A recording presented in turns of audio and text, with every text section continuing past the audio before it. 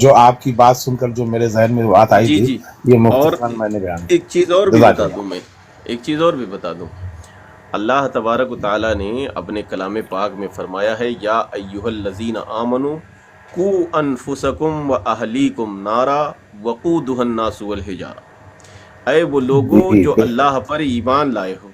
یہ دنیا والوں سے خطاب نہیں ہو رہا ہے، غیر مسلموں سے خطاب نہیں ہو رہا ہے، تمام انسانوں سے خطاب نہیں ہو رہا ہے، یہ خاص لوگوں سے خطاب ہو رہا ہے۔ اللہ نے مخاطب کیا ہے خاص لوگوں کو، ان لوگوں کو جن کا یہ دعویٰ ہے کہ ہم لا الہ الا اللہ محمد الرسول اللہ پڑھتے ہیں، اللہ پر اور اس کے جی رسول پر، اللہ کے فرشتوں پر، اللہ کی کتابوں پر، آخرت کے دن پر، تقدیر کے بھلے اور برے پر ایمان رکھتے ہیں، یہ ان لوگوں سے خطاب ہو رہا ہے۔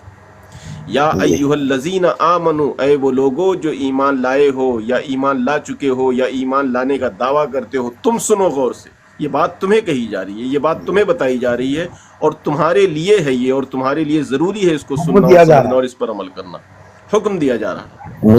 کو جی انفسکم، کو انفسکم، اپنے آپ کو، اپنی نفس کو، اپنی جان کو، اپنے آپ کو بھی، وہ اہلیکم، اور اپنے اہل و عیال کو جو تمہارے ماتحت ہیں، جن کے تم ذمہ دار ہو، جن کے تم کفیل ہو، نارا، جہنم کی اس آگ سے بچاؤ۔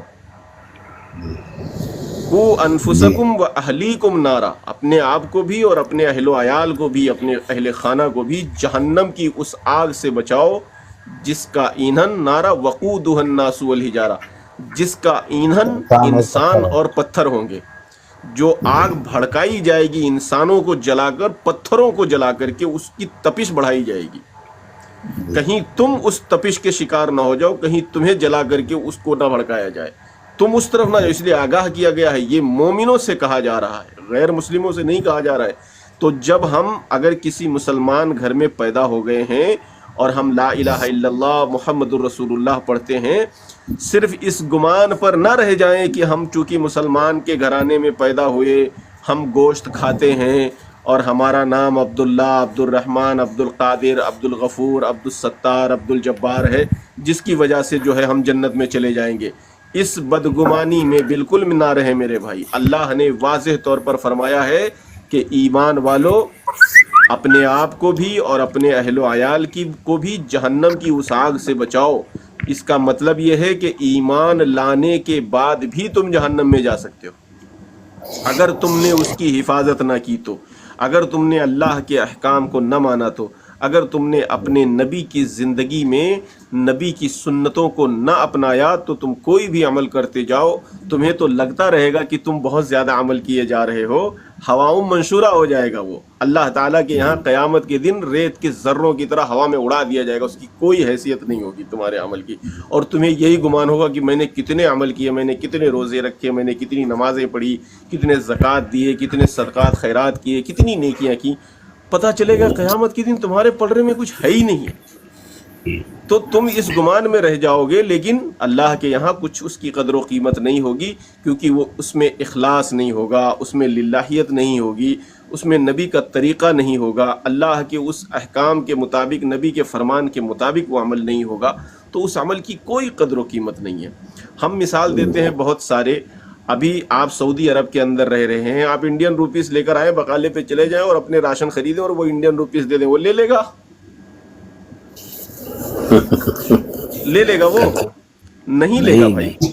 مشینیں لگی ہوتی ہیں، ٹیکنالوجی کا زمانہ ہے، مشینیں لگی ہوتی ہیں، بہت سی جگہ پر آپ پیسے ڈالو پیزا نکل آتا ہے، پیسے ڈالو پیپسی نکل آتی ہے، پیسے ڈالو کچھ چیزیں نکل آتی ہیں۔ آپ انڈین روپیز ڈال دیں سعودی عرب کی مشین میں یا کویت کی مشین میں یا یورپ امریکہ کی مشینوں میں، آپ انڈین روپیز ڈال دیں گے، کیا وہ چیزیں دے دے گا؟ نہیں، وہ آپ کا پیسہ فوراً باہر آ جائے گا، ایکسیپٹ ہی نہیں کرتا۔ جی تو کوئی بھی عمل جو آپ دنیا میں کر کے جاتے ہو، اگر وہ نبی کی مہر اس عمل پر نہیں ہے، اللہ کے یہاں بھی وہ ریجیکٹ، مردود ہے عمل، ریجیکٹ۔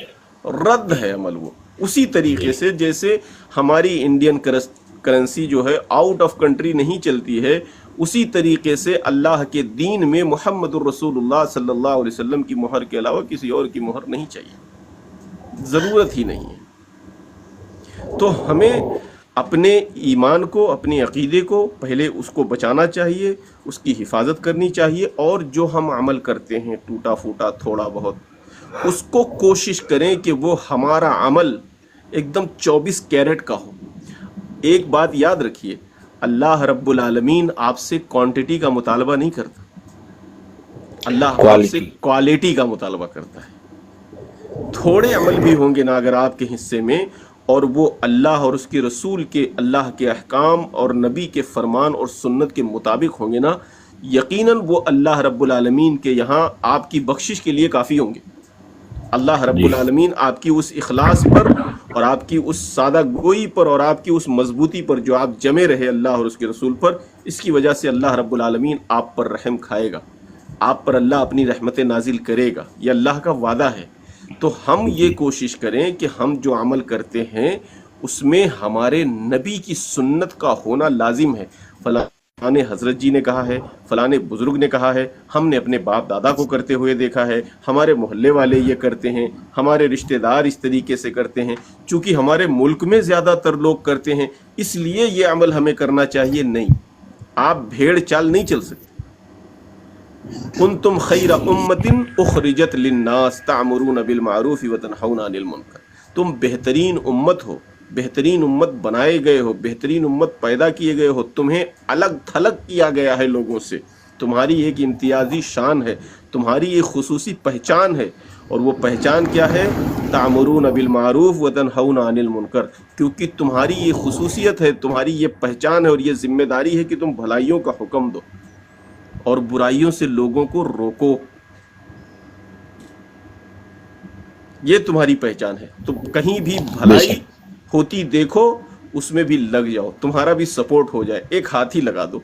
घर बन रहा है, मान लो एक मिसाल दे रहा हूं कि तुम ज्यादा नहीं कर सकते, कम से कम एक ईंट ही उठा करके जोड़ दो, तुम्हारा भी नाम हो जाए यार कि हमने यहां भी नेकी की है। नेकी से कोई जगह खाली मत छोड़ो, भले एक ईंट ही लगा दो, नाम लिखवा दो उसमें अपना। और किसी को बुराई करता हुआ देखो तो उसको रोको। ये हमारी जिम्मेदारी है, हम इस जिम्मेदारी के साथ पैदा किए गए हैं। आप देखोगे कि गैर मुस्लिम, मैं कल एक वीडियो देख रहा था मुअज्जम भाई, जब आप लोगों से लाइव से गया तो मैंने एक वीडियो देखी, अचानक मेरे सामने आई, तो वो वीडियो मैंने देखी।